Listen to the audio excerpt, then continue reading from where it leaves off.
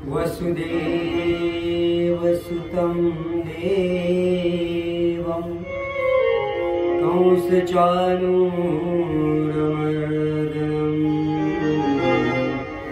देवकी परमानन्दं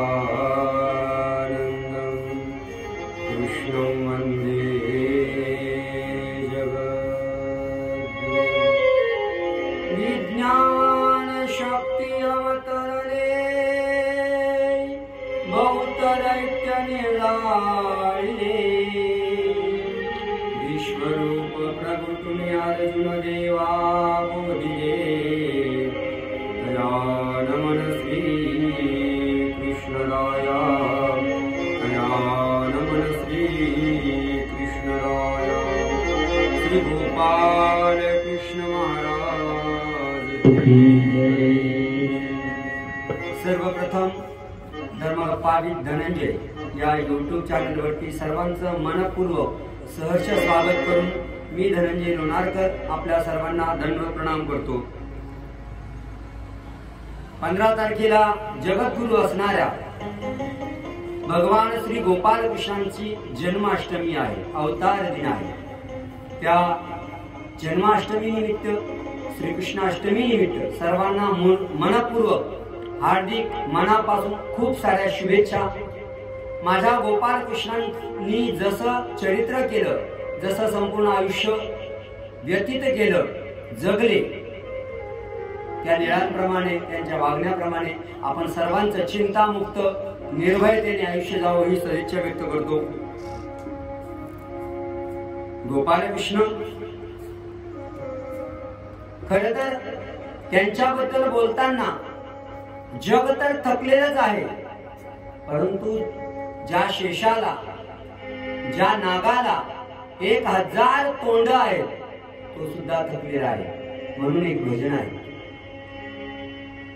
ऐसी अगम्य लीला तुमची हो नंदलाला, मी काय वर्णू पामर जिथे शेष तो श्रमला। ऐसी अगम्य लीला तुमची हो नंदलाला, मी काय वर्णू पामर जिथे शेष तो श्रमला।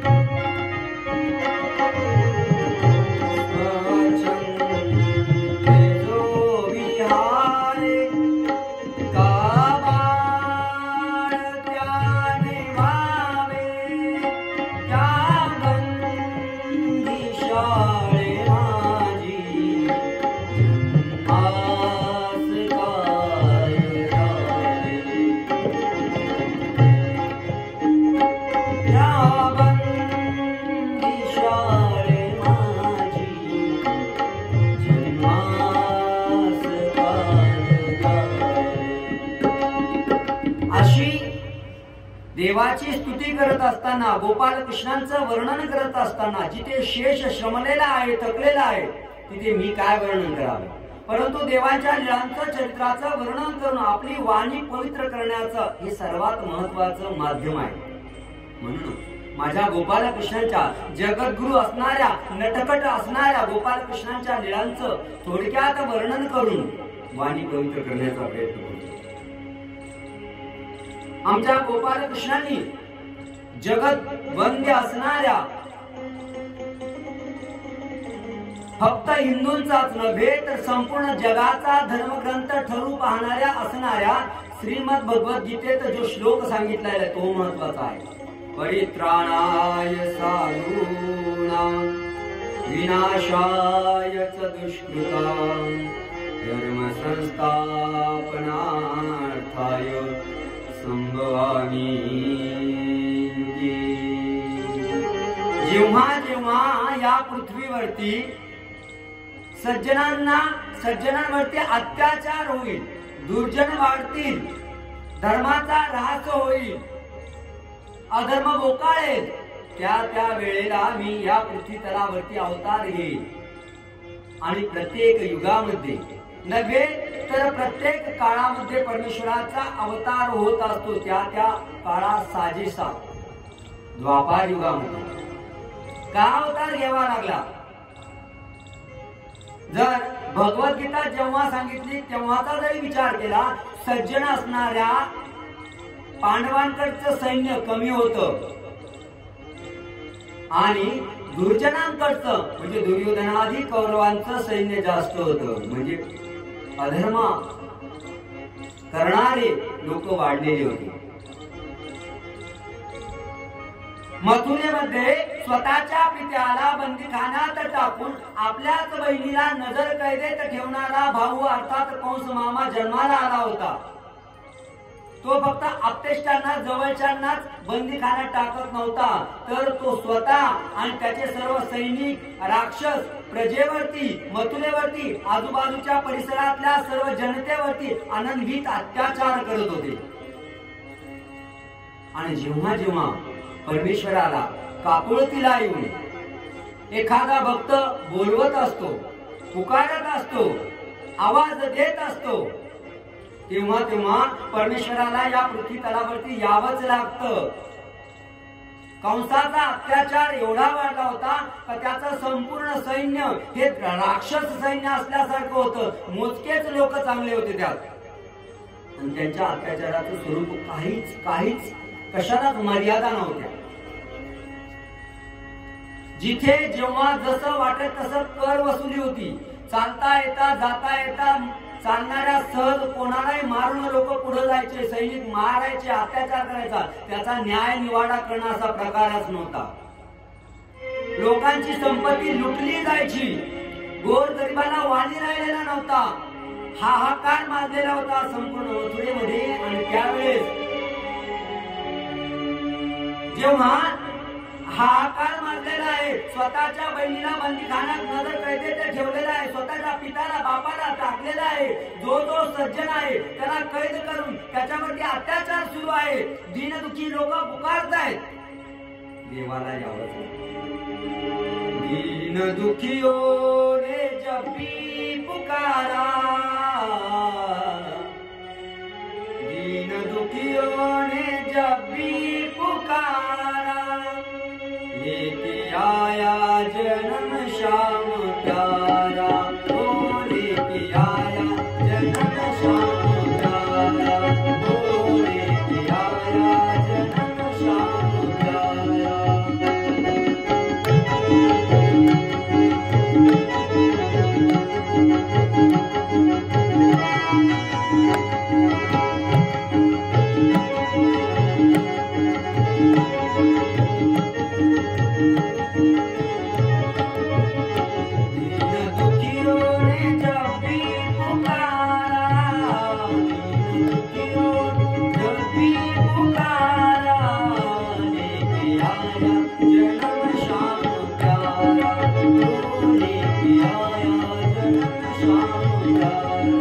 Oh,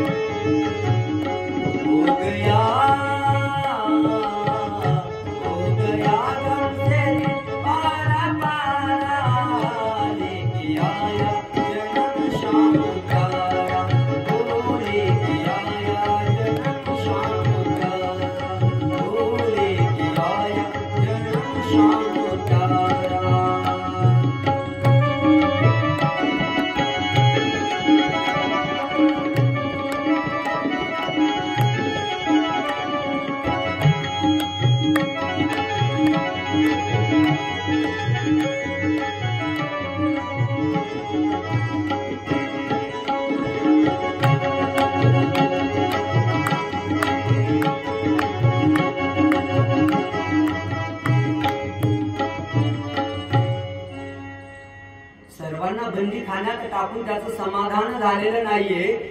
स्वतःच्या सख्या भाच्यांना 7 भाचे मारलेले आहेत. कसे मारलेत? सामान्य पद्धतीने नाही. त्या बंदी खाण्यामध्ये एक शिळा होती. त्या मातेचा आकांत, देवकीचा आकांत, तो आपल्या सख्या बहिणीचा आकांत ऐकत नव्हता आणि गोल फिरवायचा. त्या छोट्याशा नुकत्याच जन्मलेल्या बाळकाला तो गोल फिरवायचा आणि त्या शिळेवरती आपल्याचा काय होणार आहे? साध्या मोठ्या माणसाला जरी केलं ना तरी तो मरणार. आणि बालकाचे काय चिंधड्या उडत असतील. त्या मातेचा आक्रोश काय असेल, आकांत काय असेल? पोटच्या गोळ्याला मारलं जातंय, डोळ्याच्या समोर मारलं जाते. बरं 2 वर्षाचं 2 महिन्याचं नाहीये, नुकताच जन्मलेला आहे, अजून त्याला जगात श्वास घ्यायचा बाकी आहे. त्या मुलाला त्या मातेच्या देखत मारल्या जाते, पित्याच्या देखत मारल्या जाते. आणि 6 मुलांना मारल्या गेलेलं आहे. ठार मारल्या गेलेलं. सगळ्या लोकांना कळतंय, देवाचा दावा करता, देवा तू हे जग चालवतं, सर्व तुझ्या हातात आहे असं आम्ही ऐकत असतो. पण आता कुठे आहे? इतके अत्याचार सुरू आहे. स्वतःच्या बहिणीच्या मुलांना मारलेला एवढे अत्याचार करणारे राक्षस या पृथ्वीवरती असताना तुला कीव करुणा दया कशी येत नाहीये? का प्रगट का होत नाहीये तू? असा आकांत मांडलेला आहे. आणि माझ्या देवाला यायची वेळ झालेली आहे. अष्टमीची रात्र आहे. देवाचं जेव्हा येणं असतं ना, देवाचा आनंदाचं जेव्हा येणं असतं ना, तेव्हा प्रकाशमय जग करण्या अगोदर अंधार असणं गरजेचं असतं. दिवसा आपण दिवा लावत नाही, रात्रीच लावावा लागतो. अष्टमीच्या रात्री भयान पाऊस सुरू झालेला आहे. विजांचा कडकडाट आहे. सोसाट्याचा वारा सुटलेला आहे. सर्वीकडे हाहाकार मारलेला आहे. सगळीकडे पाऊस पडतोय. पाऊस झाला नाहीये, खूप पाऊस पडतोय. धो पाऊस पडतोय. धो पाऊस पडतोय. विजांचा कडकडाट होतोय. वारा सुटलेला आहे. पाऊस थांबत नाहीये, सतत चालू आहे. जणू काही हत्ती वर्षावा एवढा हत्तीच्या धारे एवढा थेंब पडतोय. तो पाऊस जणू काही आजच्या भाषेमध्ये ढगफुटी झालेली आहे. आणि या पावसाचा परिणाम असा झाला, जिकडे तिकडे पाणीच पाणी आणि नदीला महापूर आलेला आहे. यमुना नदी तिकडे भरून व्हायला लागलेली आहे. नदी भरून वाहणारी नदी. रात्रीचा प्रसंग चालताय, सगळे लोक भयान घेत आहेत. पाऊस सुद्धा द्यायला लागलेला आहे. रात्री 12 वाजता या देवाचा येण्याची वेळ झालेली आहे. बंदीखाना आहे. बंदीखानामध्ये अंधार आहे, दिवे मिनमिनत आहेत. आणि अशा वेळेला माझा स्वामी श्री चक्रधराचा पूर्वीचा अवतार असणारा गोपालकृष्ण अवतीर्ण झालेला आहे 12 वाजता. अचानक वसुदेव देवकीच्या त्या कारागृहामध्ये प्रकाश पडलेला आहे. 12 वाजलेले आहे. आणि याच्या अगोदर जी महत्वपूर्ण परमेश्वराला येत असताना परमेश्वराचे सेवक सगळी तयारी करत असतात. नेहमी मुलगा जन्माला आल्यानंतर त्या कंसाला कळायचं, कारण जन्मलेलं मूल रडायचं. त्या रडण्याने ते सेवक कंसाला जाऊन सांगायचे. आज मात्र जन्माला यायच्या अगोदर, देवाला अवतार घ्यायच्या वेळेला 12 वाजता सगळेच्या सगळे झोपी गेलेले आहेत. गाढ झोप. जो प्रकाश असतो ना तो आंधळ्यांना दिसत नसतो. आणि हे दुर्जन म्हणजे आंधळेच असतात. देवाला यायच्या वेळेला यांना झोपा लागलेला आहे. सगळेच्या सगळे झोपल्या गेलेले आहे. सैनिक सगळं कारागृहातले जिथे जिथे म्हणावं ते सगळे झोपी गेलेले आहेत. आणि देव अवतीर्ण झालेले आहेत. वसुदेवाला धाक पडलेला आहे. 6 मुलांना मारलेला आहे. 7वा गर्भात आलेला नष्ट झालेला आहे, गायब झालेला आहे. आणि 8वाचा जन्म झालेला. आता काय करायचं? आकाशवाणी होती, वसुदेवा काळजी करू नकोस, या जगाचा नियंता तुझ्या पोटी, तुझ्या पत्नीच्या पोटी जन्माला आलेला आहे. तो जन्माला अवतार घेतलेला आहे त्याने. तो अवतार जो आहे ना, तो ज्याच्यासाठी आलेला तो पूर्ण करणार आहे. काळजी करू नकोस, घाबरू नको, जगाचा मालक आहे. ते बघ सगळे झोपलेले आहेत, आता झोपलेले आहेत. जायचं कसं? सगळे दरवाजे उघडले गेलेले आहेत. तुका मने आठवा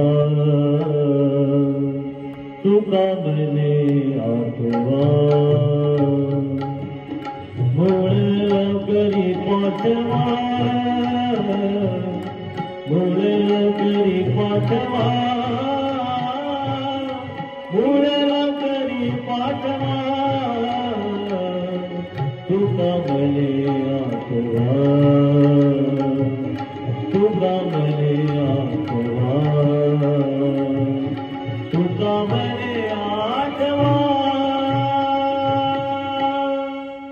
आठवा पुत्र जन्माला आलेला आहे आणि त्या आकाशवाणीनं सांगितलेलं आहे की काळजी करू नको, तू फक्त याला यमुनेच्या नदीच्या पलीकडे नेऊन नंदा घरी नेऊन घाल. जाऊ कसं? सगळी व्यवस्था झालेली, काळजी करू नको. तिथं जी मुलगी आहे तिला इकडे घेऊन ये, याला तिथं घेऊन ये. असं सगळी आकाशवाणी ऐकल्यानंतर तिथं जवळच पडलेल्या टोपलीमध्ये वसुदेव त्या बाळाला घेतो. विचार करा, सौंदर्याची खाण असणारा देव, प्रकाशमान तेजमान असणारा देव बालक रूपाने अवतीर्ण होऊन त्या टोपलीत बसतोय. ज्या अर्जुनाला विश्वरूप दाखवत असताना त्याच्या डोळ्यात मावत नाही एवढं मोठं विश्वरूप, पण देवाचं छोटस रूप झालेलं आहे, अवतीर्ण झालेलं आहे, बालक झालेला आहे. बालक अवतीर्ण झालेला देव त्या टोपल्यात घेतलेला आहे. वसुदेवाने सोबत निघालेला आहे, बाहेर निघालेला आहे. विधानचा कडकडाट आहे, सोसाट्याचा बारा आहे, पाऊस येतोय. पण जेव्हा येणार त्यावेळेस सगळं काही त्या रस्त्याने सगळं थांबलेलं आहे. जसा बाहेर येतो, बाहेर बघतो, पाणीच पाणी, तिथे पाणीच पाणी आहे. नदी थोडी भरून वाहते. यमुना नदी फक्त वाहत नाही, तिथं भरून वाहते. महापूर आलेला आहे. आणि त्या वेळेला हा जेव्हा कसं जायचं, काय करायचं? पण जरी आकाशवाणी झालेली असेल, पिता आहे, पित्याचं हृदय आहे, माझा प्राण गेला तरी चालेल, या बालकाला मी पलीकडे नेईल, वाचवे, मला वाचवणं कर्तव्य आहे. माझ्याच पत्नीच्या भावानेला मारलेलं आहे माझे 6 मुलं, आता याला नाही काही होऊ देणार. आणि निघतोय. काय करावं? चालला आहे. घोटावर पाणी, गुडघ्यावर पाणी, कमरेपर्यंत पाणी, छातीपर्यंत पाणी, गळ्यापर्यंत पाणी, आणि पाणी करत नाका तोंडात पाणी जायची वेळ आलेली आहे. आणि माझ्या गोपाल कृष्णांना बाल रूपाला करुणा उत्पन्न झालेली आहे. आणि देवाने आपला श्रीचरण पदकमल बाहेर काढला. यमुनेच्या पाण्याला जसा लागला, sir sir sir sir sir sir पाणी उतरलेलं आहे. आणि जणू काही एखादा रस्ता असावा तसा रस्ता, त्या दुथडी असणारी भरून वाहणारी नदी 2 भागात विभागली गेली आणि रस्ता तयार झालेला आहे. आणि वसुदेव गोकुळात पोहोचला. गोकुळात पोहोचल्यानंतर नंदाघरी जातोय. नंदाघरी गोपालकृष्णांना ठेवतोय. तिथल्या असली ती बालिका घेतोय आणि परत वसुदेव आपल्या कारागृहामध्ये परत आल्यानंतर ती लेक बालिका ओरडते, रडायला लागते. आणि त्या रडण्याबरोबर सगळे सैनिक जागे होतात, पहारेकरी जागे होतात. आणि तिकडे पटकन निरोप जातो, कंसाला निरोप जातो की देवकीला मुलगी झालेली आहे. कंसाला वाटतं असं कसं होईल? भविष्यवाणी तर 8व्या मुलाची होती. 8वा पुत्र देवकीचा आपल्याला मारेल अशी कसं होईल? तो येतो, परंतु न जाणो काय सांगता येईल. 8वा पुत्र असेल, पुत्री असेल. आणि म्हणून त्या देवकी मातेच्या हातातून तो हिसकून घेतो. आणि हिसकून घेतल्यानंतर घर फिरवतो आणि त्या शिळेवरती आपटतात. तेवढ्यात ती मुलगी हातातून निसटते. आणि योगमाया असते, ती साक्षात होते. अरे तुझा वैरी पोहोचलाय, तिथं जायचं आहे, तू मला काय कुणालाच मारू शकणार नाही. तुझा वैरी नंदाघरी पोहोचलेला आहे. कंस भीतीने आपल्या राजवाड्यात परत येतो. ज्या देवाच्या प्रवृत्तीने इच्छेने सर्व जग चालतं, तो कंस सामान्य जीव अत्याचारी दुर्जन आहे. काय करू शकतो? काय करू शकतो? गोकुळात गोपाळ कृष्ण पोहोचले. इकडे हा भीतीने गांगरून गेलेला आहे. आणि सकाळी जेव्हा यशोदा माता उठतात, बघतात छोटूसा तेज पुंज असणारा, श्याम गोड असणारा एक छोटासा बालक. पुत्र तर अनेकांना होतात, पण असा पुत्र त्रिलोकामध्ये कोणाला झालेला नाहीये. तेज आहे, हवा हवासा वाटतोय, श्याम रंगाचा आहे. आणि सगळ्या गोकुळात नंद बाबाला पुत्र झाला, नंद बाबाला मुलगा झाला, नंद बाबाला पुत्र झाला. आणि पुत्र झालाय, सगळीकडे आनंद आहे. नंद बाबा हे त्या गोकुळाचे प्रमुख आहेत.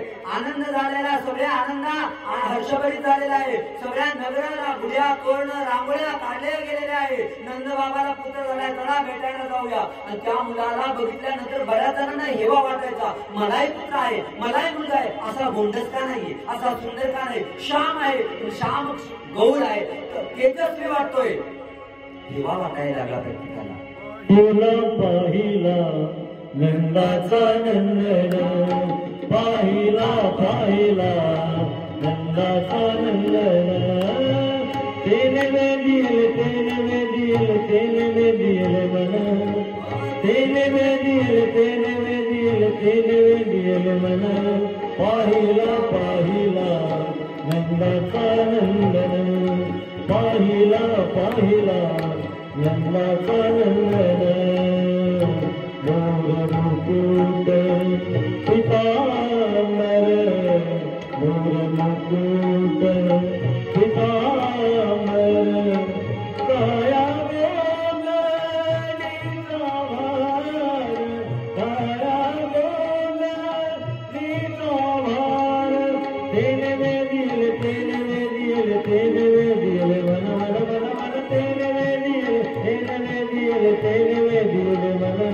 पाहिला पाहिला नंदाचा नंदन, पाहिला पाहिला नंदाचा नंदन, पाहिला पाहिला नंदाचा नंदन. सगळ्या गोपिका वेदल्या गेलेल्या आहेत. स्त्रियांनी वेदणं हे तर स्वाभाविक आहे, परंतु जे प्रौढ असणारे गोपाळ आहेत, प्रत्येकातला लहान मोठा अबालवृद्ध वेदल्या गेलेले आहे. आनंद उत्सव आहे, गर्दी झालेली दाटलेली आहे. मला बघू द्या, माझ्याकडे द्या, माझ्याकडे द्या, यशोदेचा बालक माझ्याकडे द्या. आणि महा उत्सव झालेला आहे. नंद के आनंद भयो जय कन्हैया लाल की, नंद के आनंद भयो जय कन्हैया लाल की. नंद घर आनंद भयो जय कन्हैया लाल की, नंद घर आनंद भयो जय कन्हैया लाल की. जय कन्हैया लाल की, जय यशोदा लाल की, जय कन्हैया लाल की, जय यशोदा लाल की. नंद के आनंद भयो जय कन्हैया लाल की, नंद घर आनंद भयो जय कन्हैया लाल की. हाथी घोड़ा बाल की जय कन्हैया लाल की, हाथी घोड़ा बाल की जय कन्हैया लाल की, जय कन्हैया लाल की, जय कन्हैया लाल की. हाथी दिए घोड़े दिए और दियो सारथी, हाथी दिए घोड़े दिए और दियो सारथी. नंद के आनंद भयो जय कन्हैया लाल की, नंद के आनंद भयो जय कन्हैया लाल की, नंद के आनंद भयो जय कन्हैया लाल की.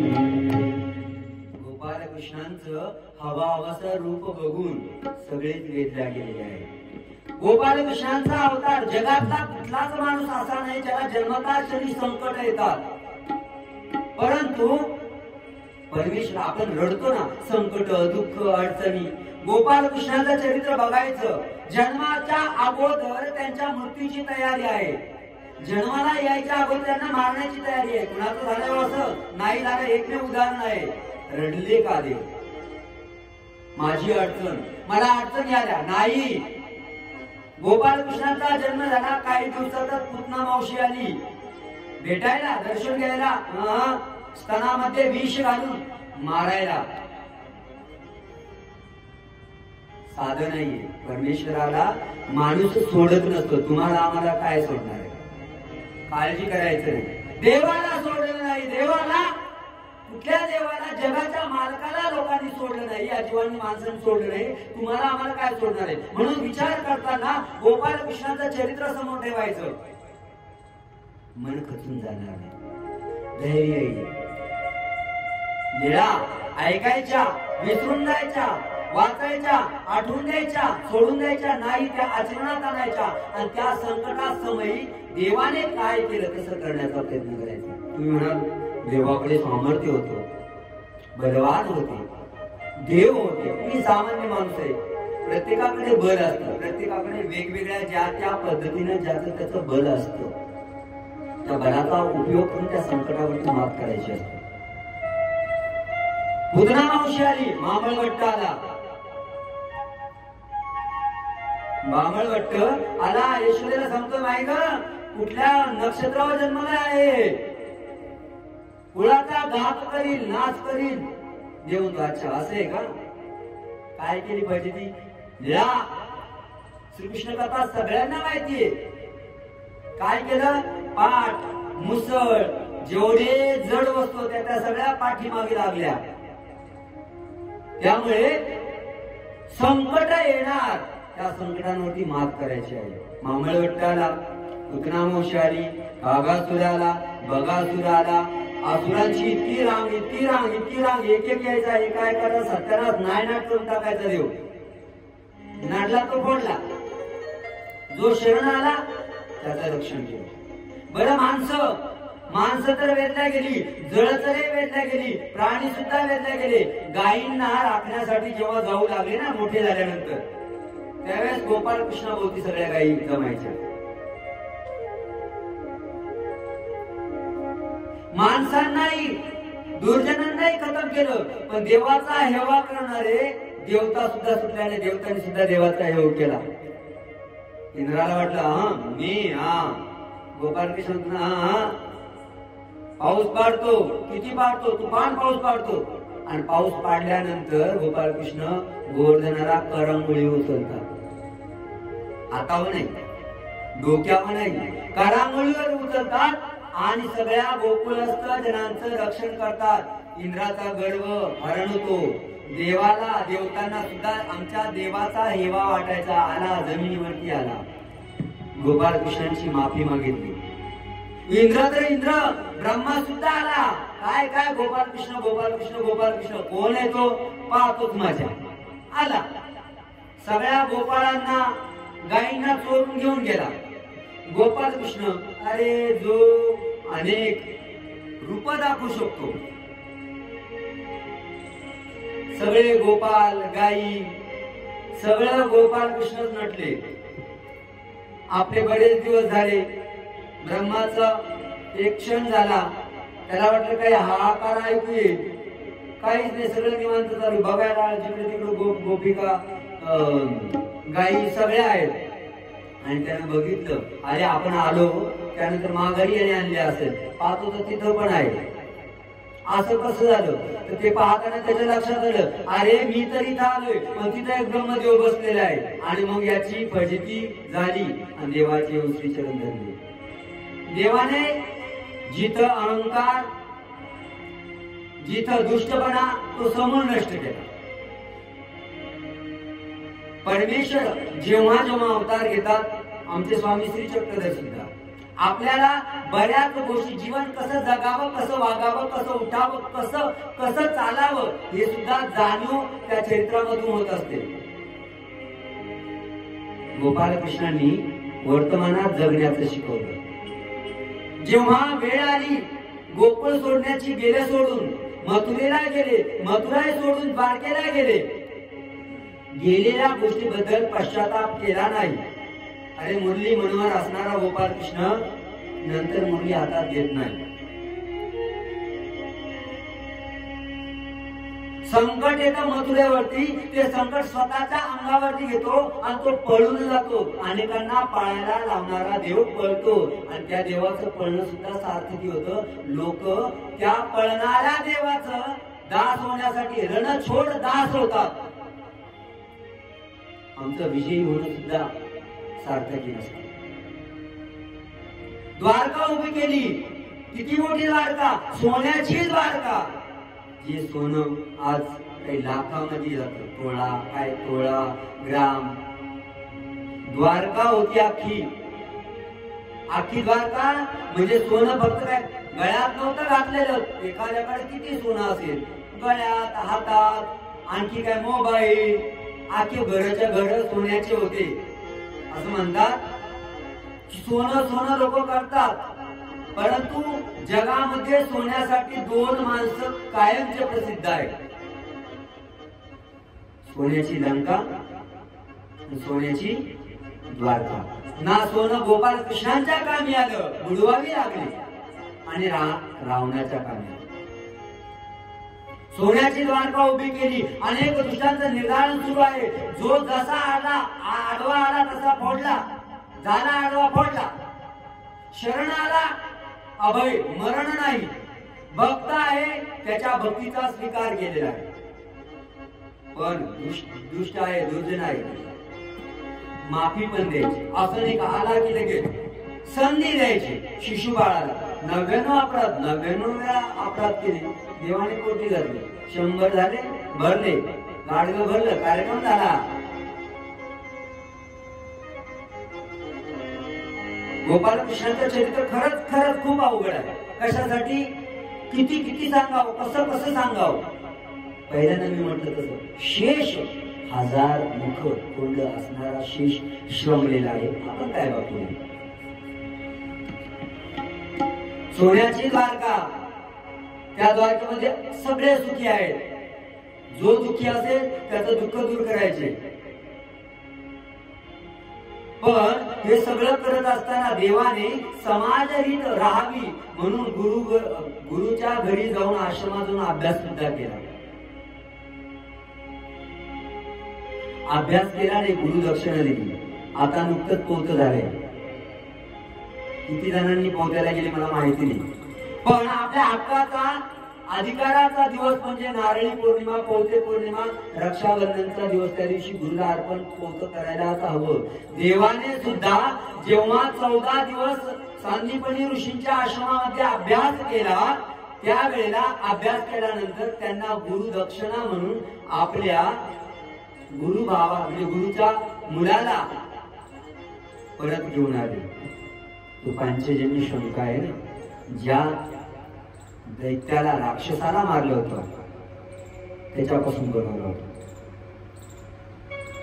म्हणून देवाचं वागणं समाजरीत चालरीत धरून, दुष्टांचं निर्धारण करून, सज्जनांचं रक्षण करत करत असतं. खूप मोठं चरित्र आहे. किती वर्णन करावं. तुम्ही थकाल, मी थकेल. ते चरित्र लीळा थकणार नाही, संपणार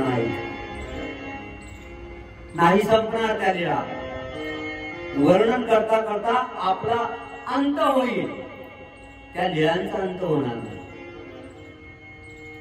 द्वारकेमध्ये राज्य करत असताना स्वतः सुदर्शन चक्र, बालपणी वेणू मोठं झाल्यावर ते सुदर्शन चक्र. आणि जेव्हा बऱ्यापैकी बरेच दुष्ट संपवलेले आहे, जगात थोडी थोडी धर्माची स्थापना व्हायला लागलेली आहे. आणि कौरव पांडवांच्या युद्धाच्या वेळेला गोपालकृष्णांनी अर्जुनाला गीता निरूपण केलेली आहे. काय वर्णन करा. 18 अध्याय असणारी गीता, 700 श्लोकाची गीता, 18 अध्याय चालणाऱ्या युद्धाच्या सुरुवातीला सांगितले. जाने क्या जादू भरा हुआ भगवान तुम्हारी गीता में, जाने क्या जादू भरा हुआ भगवान तुम्हारी गीता में, मन क्रमण हमारा बुरा हुआ, मन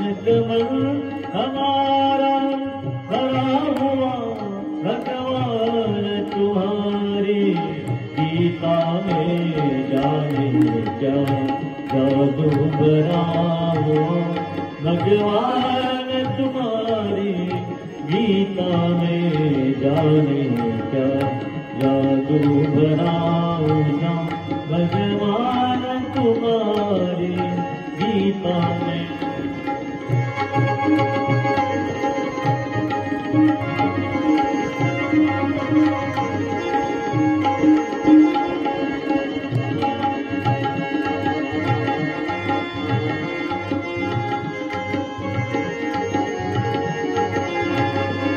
जब शास्त्रों की ताकत अद्भुत है तब गीता वचन हृदय आए, तब गीता वचन हृदय आए।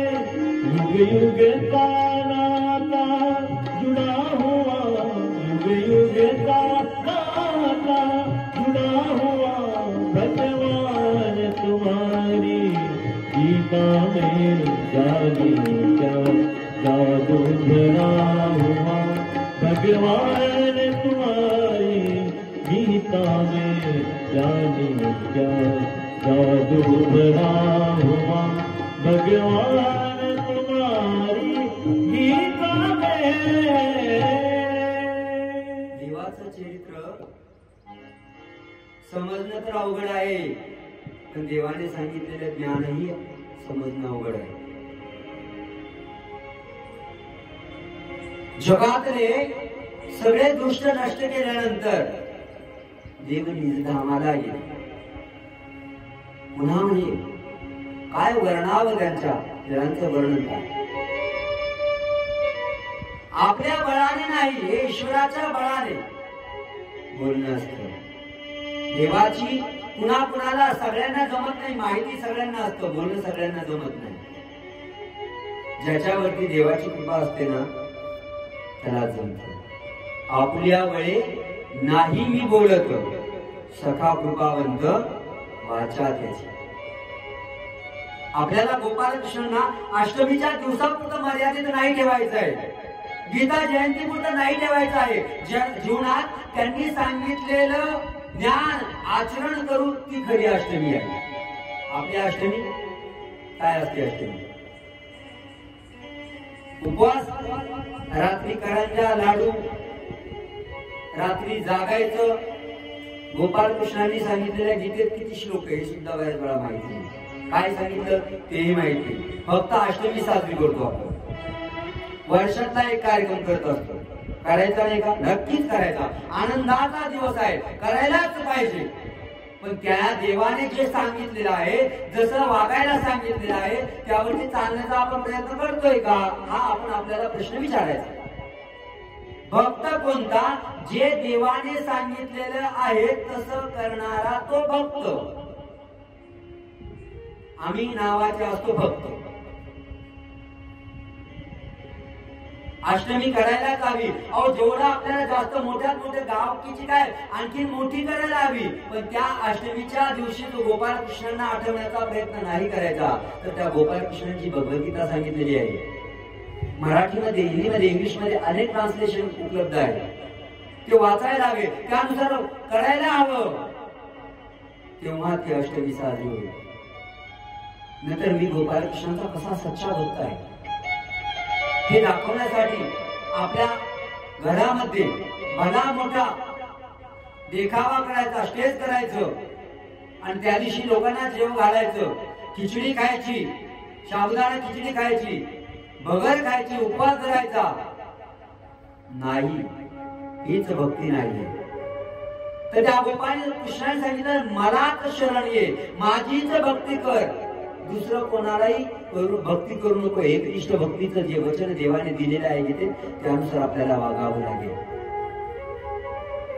अष्टमी करायची ना, तर आपला जो अष्टमी करणारा असतो त्याचा गोंधळ चालू असतो. तिथं कुणीतरी काहीतरी थोडंफार वाचत असतं, ते ऐकत असतो, चालले. प्रत्येक ठिकाणी प्रत्येक घरी होतच असं नाही. पण जर अष्टमी करायची आहे तर त्या अष्टमीच्या 12 वाजेच्या अगोदर, गोंधळाच्या अगोदर मी सगळ्या नामधारकांना उपदेशांना सांगेन, श्रीकृष्णाचं चरित्र वाचल्या गेले पाहिजे. श्रीकृष्णाचं चरित्र बाळकडा ग्रंथ वाचतात, कोणी जन्माध्याय वाचतात, पण ते वाचणं फक्त वाचणं नसावं, त्याचा अर्थही माहिती असावा. जर आपल्याला खरोखर अष्टमी सार्थकी लागावी, त्या अष्टमीचा देवाने स्वीकार करावा असं जर वाटत असेल तर कमीत कमी अर्धा पाऊण तास देवाच्या गोपाल कृष्णाच्या नामाचं स्मरण व्हायला हवं. आरती आपण जोरात करतो, पदार्थ खूप सारे असतात, जेवण पण छान होतात, डेकोरेशनही छान करतो, पण जे देवाला खरं अपेक्षित आहे ते देत नाही. देवाला जी भक्ती गरजेची आहे त्याच्यापासून देवा. लोकांनी कुठेतरी कीर्ती करावी, वा वा काय छान गोपाष्टमी केली, खरा कृष्णाचा भक्त आहे, या कीर्तीसाठी आपण व्रत करत असतो. आपल्याला नाही करायचं. लोकांना आमंत्रण द्या, आनंदाचा उत्सव आहे, आनंदाचा दिवस आहे, द्या, करा, क्रिया करा, पण त्याच्यामध्ये भक्तीचं अंग ठेवा. भक्तीचं अंग नामस्मरण करा, श्रीकृष्ण चरित्राचं पारायण न करता त्याचं वाचन करा, समजून सांगा. अनेक ठिकाणी अनेक जण बोलत असतात, बाबा लोकांना बोलवलं जातं, पण आम्ही जेव्हा घरोघरी कुणाच्या कार्यक्रमात जातो अष्टमीला, तर जे अष्टमी करणारे असतात, आयोजक असतात, ते बऱ्याच वेळा बसत नाहीये कामाचं निमित्त. जर आपण अष्टमी घेतलेली आहे तर ते तासभराचं प्रवचन आपण ऐकायला हवं. त्या प्रवचन ऐकल्यानंतर आत्मसात करण्याचा प्रयत्न करायचा, त्याप्रमाणे चालण्याचा प्रयत्न करायचा. किती निमंत्रण असतात आम्हा लोकांना. यावर्षी मला जवळ 16-17 निमंत्रण आहेत. जाणार एकाच ठिकाणी जावं लागतं, पण आपल्याला ते सर्व आत्मसात करायचं आहे. गोपालकृष्णांनी अख्खं चरित्र आत्मसात करत असताना कोणतं रिलेशन कसं टिकवावं याचं सुद्धा अनेक, पती पत्नीचं नातं कसं असावं, मित्राशी कसं वागावं, आई वडिलांशी कसं वागावं. जगात जेवढे संबंधी आहे ना, नातेवाईक आहे ना, जेवढे रिलेशन आहे ना, ते सगळे जगून दाखवलेलं आहे माझ्या गोपालकृष्णाने. तसं वागण्याचा प्रयत्न करायचा, तरच खऱ्या अर्थाने ती अष्टमी साजरी होईल. आपण म्हणतात ना, मित्राचं थोरवी वैशिष्ट्य बऱ्याच वेळा गायला जातो. आणि माझ्या गोपालकृष्णांनी मैत्रीचं एक उदाहरण असं दिलं का जे अजरामर होऊन गेलं. अजरामर. आज आपण मैत्री करताना स्टेटस बघतो, आपल्या लेवलचा आहे का. एक कविता आहे ना, मित्र वनव्यामध्ये गारव्यासारखा. माझ्या गोपालकृष्णाचा बालपणीचा मित्र सांदीपनी ब्राह्मणाच्या सांदीपनी ऋषींच्या आश्रमातला, दोघं सोबत अभ्यास केलेला आहे. सुदामाचं वर्णन, त्यांच्या त्या लीळेचं वर्णन काय करावं. कुठेतरी मॅचिंग आहे का. कुठं राजा चक्रवर्ती, द्वारकेचा सम्राट, आणि कुठे रोजच्या खाण्याला तरसलेला सुदामा. मैत्री याला म्हणतात. समोरचा मित्र आहे, त्याची परिस्थिती कशाचाच विचार न करता मित्र मित्र मित्र. आपण संकटाच्या वेळेला मित्र. ज्यांना वाटतं ना मला खूप सारे मित्र आहे, जरा 2-5 वेळा पैसे मागून बघायचे. अर्थात काही मित्र असे असतात की फक्त पैशापुरती तुमच्याशी मैत्री करतात. जब पास हमारे पैसा था तब दोस्त हमारे हजारों थे. जब पास हमारे पैसा था तब दोस्त हमारे हजारों थे. अब पास हमारे पैसा नहीं, अब दोस्त हमारा कोई नहीं.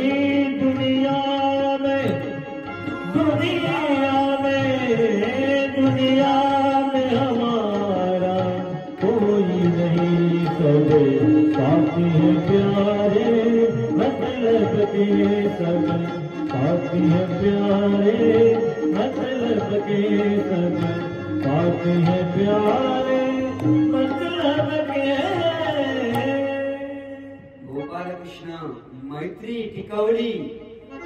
आज आपल्या जीवनामध्ये शालेय जीवनापासून सुरुवात केली, कॉलेज, ग्रॅज्युएशन, पोस्ट ग्रॅज्युएशन, किती मित्र आपल्या संपर्कात आहे?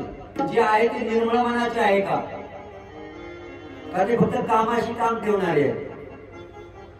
विश्वास करतो खूप जण मैत्री सांगतात, खूप आपलाच मित्रच येतो. गोपालकृष्णांना काही न मागता वर्षानुवर्ष आपले जीवन व्यतीत करणारा सुदामा, पण परिस्थिती हलाखीची. किती हलाखीची? मुलांना जेव घालायला काही नाहीये. बऱ्याच वेळा आपल्या पत्नीला सांगितलं, बाई ग, द्वारकेचा कृष्ण आहे ना, कृष्ण कृष्ण महाराज भगवान कृष्ण म्हणतात, तो माझा मित्र आहे बर का.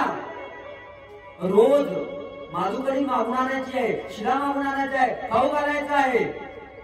किती दिवस दुष्काळ पडलेला आहे, आणि दुष्काळ पडलेला असताना जर लोकांनाच नाही तर यांना कुठून भेटणार आहे? कपडे नाहीये. त्या सुदामाच्या कृष्ण भेटीचं वर्णन अनेक जणांनी आपापल्या पद्धतीने खूप रसभरीत केलेलं आहे. हृदयद्रावक जितकं आहे तितकं प्रेरणादायक आहे. प्रेरणादायक जितकं आहे तितकं आनंददायक आहे. आनंददायक जितकं आहे त्यासोबतच जगण्याचं भान देणार आहे. भान देणार आहे. आणि माणसाची मनस्थिती कशी बदलते? गोपालकृष्णांच्या सहवासात आलेला आहे, भेट झालेली आहे, आणि सगळ्यांनी प्रसिद्धच आहे. अरे द्वारपालो, देखो देखो ये गरीबी कहाँ, कृष्ण के गरीब पे विश्वास लेके आया हूँ. मेरे बचपन का यार है मेरा श्याम, मैं यही आस करके आया हूँ.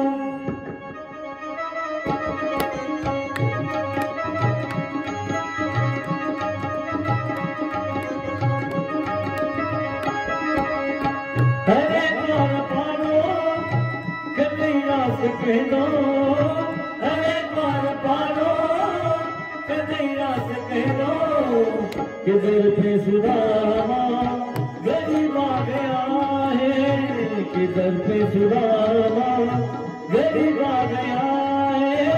भटकते भटकते न जाने कहाँ से, भटकते भटकते न जाने कहाँ से, तुम्हारे महल पे गरीब आ गया है, तुम्हारे महल पे गरीब आ गया.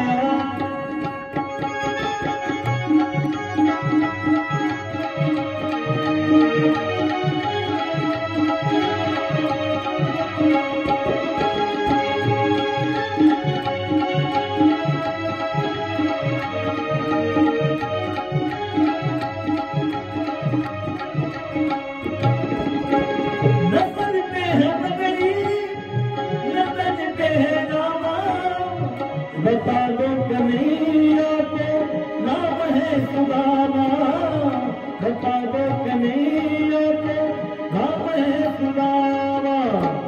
नजर पे है पगड़ी, नजर पे है नामा, बता दो कन्हैया को नाम है सुदामा. नजर पे है पगड़ी, नजर पे नामा, बता दो कन्हैया को नाम है सुदामा. एक बार मोहन जाकर से कह दो, मिलने सका न नसीब आ गया है, घर पे सुदामा गरीब आ गया है. अरे द्वार पालो कन्हैया से कह दो, किधर पे सुदामा गरीब आ गया है, घर पे सुदामा गरीब आ गया है. राजाचा मित्र दरिद्री सुदामा जाताना किती किती धर्म संकटातून गेला असेल. परिस्थिती अशी आहे का जावं लागतंय, पण ओळख देईल का नाही कृष्ण आहे चांगला. आम्ही जेव्हा सोबत होतो जीवस्य कंठस्थ मित्र होतो, पण आता आपल्याला सोबती आता ओळख देईल का? कारण राजा झाल्यानंतर ओळख न देणारा त्यावेळेस पांचाळ राजा त्याच्या समोर उदाहरण होतं. पांचाळ राजाने द्रोणाचार्याला ओळख दिली नाही, मैत्री मानली नाही, त्याचा अपमान केला, अवहेलना केली. तसाच माझा कृष्ण कदाचित माझ्याशी वागेल का शंका आहे. परंतु परिस्थिती आहे, लाचारी आहे, यावं लागतंय. आणि त्यातल्या त्यात हे द्वारपाल मज्जा आवडत आहे. तरीही गोपालकृष्णांना पोचल्यानंतर, गोपालकृष्णांना निरोप गेल्यानंतर, माहिती झाल्यानंतर गोपालकृष्ण परत आलेले आहे. सुनते ही दौड़े चले आए मोहन, लगाया गले से सुदामा को मोहन. हे मैत्रीचं नातं कसं असावं? राजपाट, मी राजा आहे येऊ दे त्याला, जसं नाव ऐकलं ना तसं सोडलं. आपलं सिंहासन सोडलेलं आहे, पायामध्ये श्रीचरणामध्ये चप्पल नाहीये, काहीच नाही, डोक्यावरती मुकुट नाही, पळत निघालेले आहे गोपालकृष्ण, पळत निघालेले आहे. का? प्रेमाचं नातं आहे, का? मित्रत्वाचं नातं आहे. ते कुठल्या परिस्थितीमध्ये बदलणार नाहीये. असं म्हणतात सगळे नाते हे आपल्या जन्मानं तयार होत असतात. मैत्रीचं नातं आपल्याला तयार करा. मैत्री कुणाशी करावी ही चॉईस आपली असते, ही पसंत आपली असती. सुदामाची गोपालकृष्णाची भेट झालेली आहे आणि ते पाय धुतात, पाय धुतात. बराबर में अपने सुदामा बिठाए, चरण आंसू के सामने मिलाए. ये होठों पे मुस्कान हृदय में, समता भाव पे रोए प्रभु ने मित्र सुदामा के, नैर नींद से सोए. आहे का हो? हा, इकडे जाग्यावरून उठत नाही. हे मैत्रीचं आशय फक्त पुन्हा का सांगतोय, हे चरित्र आपल्याला जीवनात उतरवा. गोपालकृष्ण फक्त रास रचय्या, मुरली मनोहर, गोपिकांची छेड काढणारा, वस्त्र पळवणारा, दही दूध मडके फोडणारा, आम्ही देवाला बदनाम केले, खरंच केले. अर्जुनाला गीता उपदेश करणारा कृष्ण, द्वारकेमध्ये सर्वांना वागणूक चांगली देणारा कृष्ण, मित्रत्वाचं नातं जपणारा कृष्ण, स्वतःच मिळवलेले राज्य आपल्या आजोबाला देणारा, वडिलांना देणारा कृष्ण, आम्हाला त्यागाचं समर्पणाचं उदाहरण देणारा कृष्ण आम्हाला अनुभवायचा आहे, जगायचा आहे. पती पत्नी 16,000 स्त्रिया बायका केल्या, कृष्णाला 16,000 होता. आम्ही दुसरी केली तर काय? एकच आडू देत नाही, एकच जिरवती चांगली, दुसरीचा काय विचार करता? 16,000 पत्न्या असणारा, बायका करणारा कृष्ण आम्ही धरलेला आहे. अरे पण त्याच 16,000 स्त्रियांचं पालकत्व जर स्वीकारलं नसतं तर त्यांना आत्महत्या करण्याशिवाय पर्याय राहिला नसता त्या 16,000 स्त्रियांना. एवढं समाजाचं अधपतन चालू असताना गोपालकृष्ण शांत बसतील? भूमासुराच्या बंदी खाणी, धावा फिरती गोपी कामी. गोकर्धन जाळीचा देवाचा तालुका असणार ठिकाण, जवळ असणार स्थान आहे, तिथं जा एखाद्या वेळेस. बघा जिथे त्या गोपिका कोंडलेल्या होत्या ना, तिथं अजूनही काही गुंफा आहेत, दगडी कोरीव, जा एकदा. आम्हाला 16,000 पत्न्या असणारा गोपालकृष्ण आठवतो. आम्हाला सुदामाच्या गळ्याशी गळा भिडवणारा, फकीर असणारा, सुदामाचे पाय धुणारा कृष्ण आठवत नाही का? घोड्या काढणारा कृष्ण आठवतो, गोपिकांचे वस्त्र पळवणारा कृष्ण आठवतो, पण स्त्रियांना आपल्या लज्जेचं जाणीव करून देणारा कृष्ण आठवत नाही का? आठवायला मुरली मनोहर आठवताना हाही आठवायला हवा. फक्त घडे फोडणारा, दहीदूध वाया घालवणारा नाही, वाया नाही तर आपल्या या दया दुधाच्या भरोशावरती दुष्ट राक्षस दष्टपुष्ट होत आहेत म्हणून तिकडे नेऊ नका. पहिलं घरच्यांना गवळ्यांना त्या गोपालांना खाऊ घाला. पहिले घरातले दष्टपुष्ट करा मग बाहेरचा विचार करा. हा संदेश देणारा कृष्ण आठवत नाही का हो? आम्हाला आठवायला हवा. आम्ही त्या गोपाल कृष्णाच्या चरित्राचं अवलोकन करायला हवं. फक्त चेंडू फळी खेळणार नाही. आम्ही फक्त एवढं बोलतो सांग पेल्या हरीचा चेंडू, सांग पेल्या हरीचा चेंडू पाण्यात गेला कसा, पाण्यात गेला कसा, पाण्यात गेला कसा,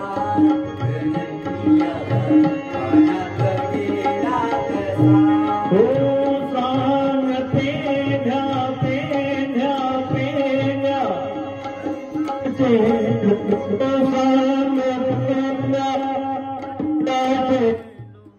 पाण्यात गेला कसा,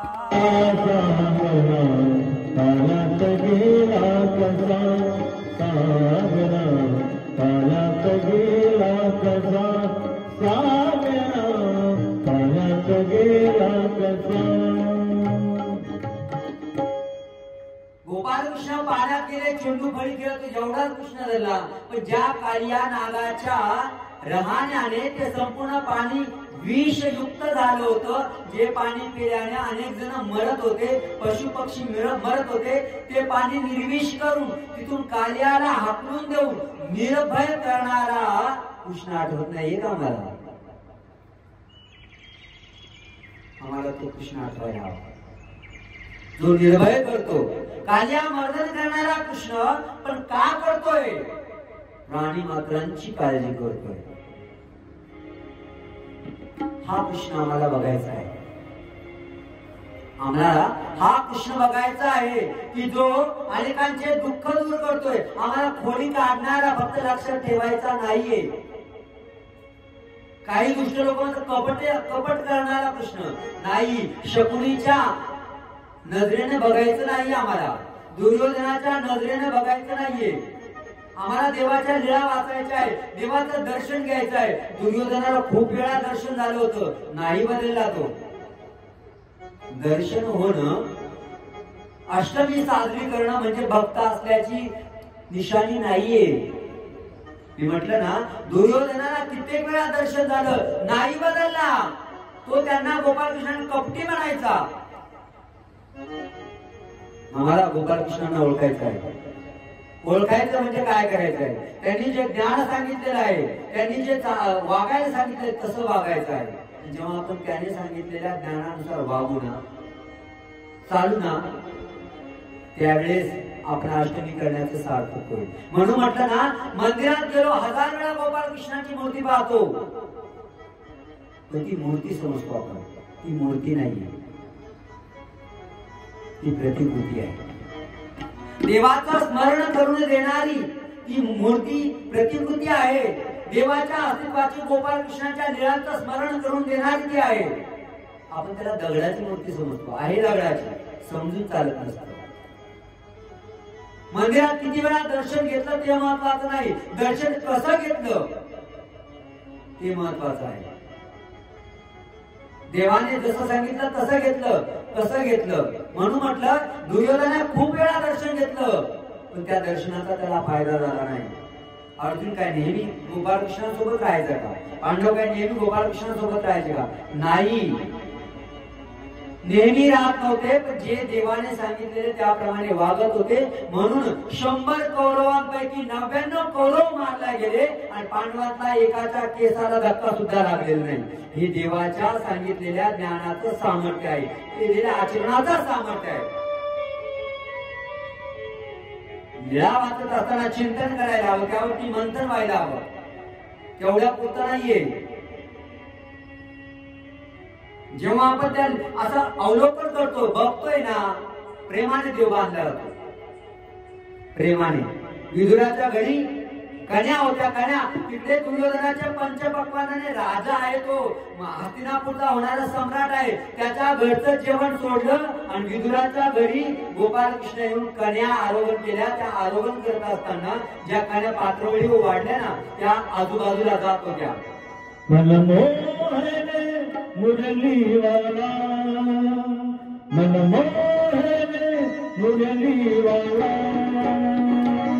नंदाचा अलबेला नंदाचा अलबेला नंदाचा अलबेला नंदाचा अलबेला हो मनमोहन मुरलीवाला मनमोहन मुरलीवाला विदुरा घरचा भक्षुनी कल्या विदुरा घरचा भक्षुनी कल्या परमानंदे झाला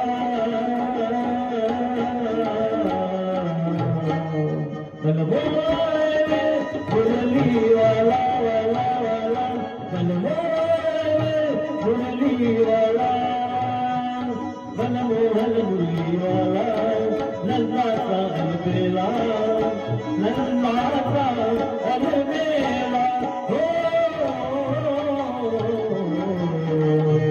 मनमोहन मुरलीवाला मनमोहन मुरलीवाला मनमोहन मुरलीवाला.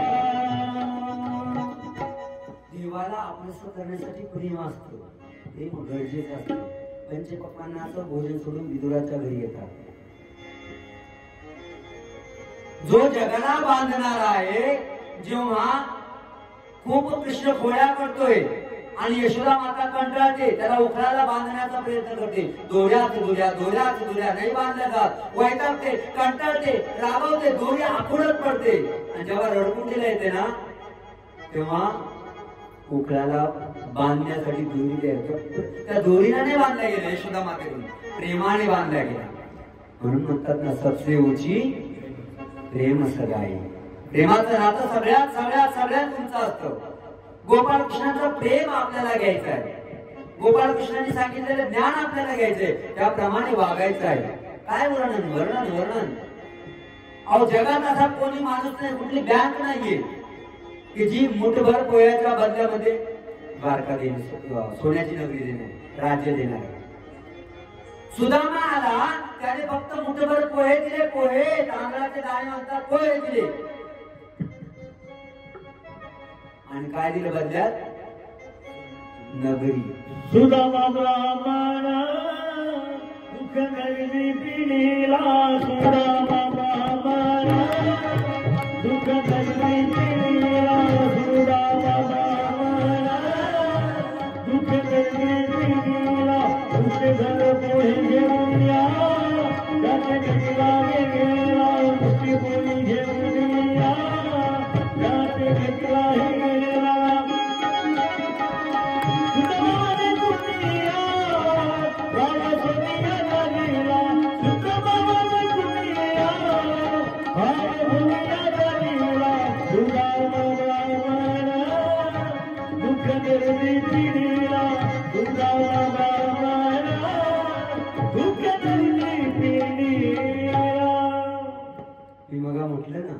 माणसाची मनस्थिती कशी बदलत आहे.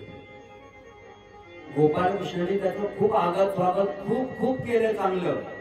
जितके दिवस राहायचं तितके दिवस राहता नाही दिलं.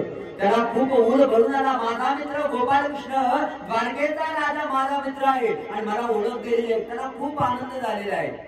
काही दिवस राहिल्यानंतर खूप पाहुणचार झालेला आहे. राहिल्यानंतर गोपाळकृष्ण म्हणतात, चल बाबा, जेव्हा तू जायचं म्हणतो तू म्हणतो ठीक आहे, आता माझे कपडे ठेव, तुझे घेऊन जा.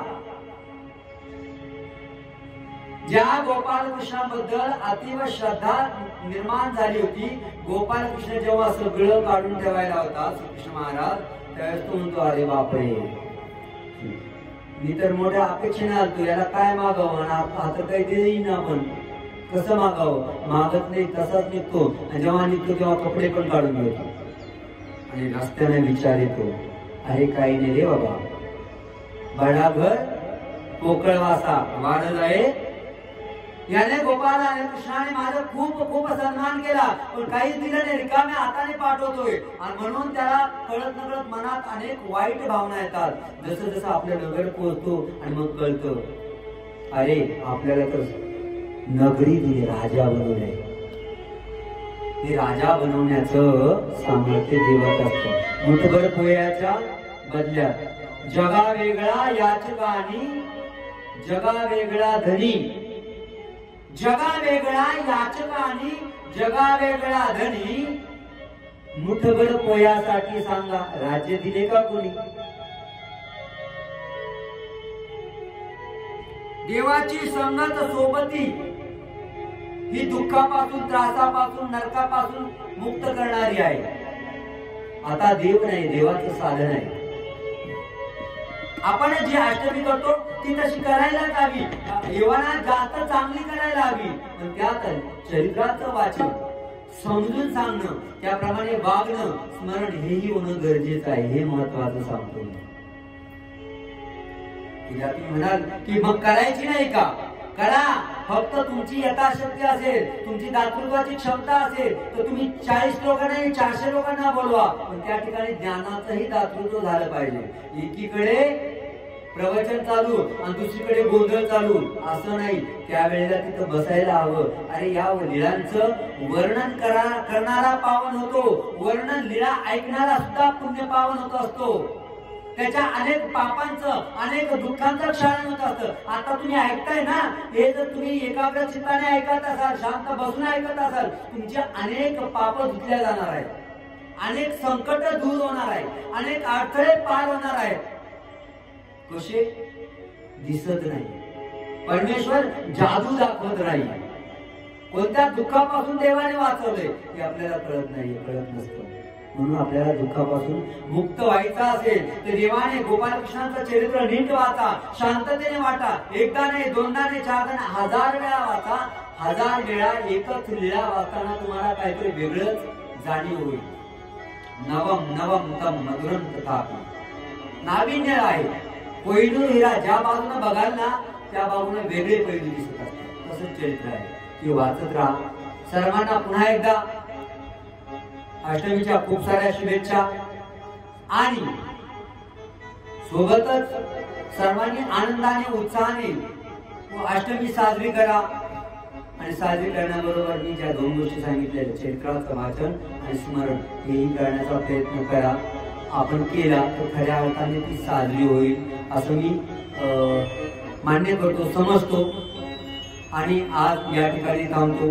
जर तुम्हाला मी एकही लीळा पूर्ण सांगितली नाही तर बऱ्याच लीळा सगळ्यांनाच माहिती आहे. जर तुम्हाला वाटत असेल की आपल्याला एक लीळा ऐकायची आहे तर आपल्या याच चॅनलवरती, धर्मगप्पा विथ धनंजय या YouTube चॅनलवरती आपण श्रीकृष्ण महाराजांच्या लीळा टाकलेल्या आहेत. एक लीळा विश्लेषण करून सांगितलेली, ती तुम्ही ऐका, तुम्हाला ती नक्कीच आवडेल. थांबूया.